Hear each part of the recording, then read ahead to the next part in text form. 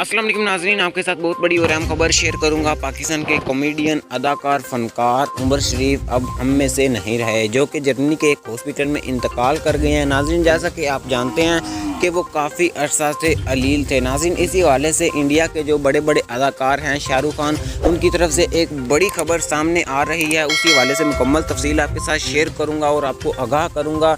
उससे पहले अगर आपने मेरे इस चैनल को सब्सक्राइब नहीं किया तो जल्दी से सब्सक्राइब कर लें और साथ ही दिए गए बेल की आइकन को भी प्रेस कर लें।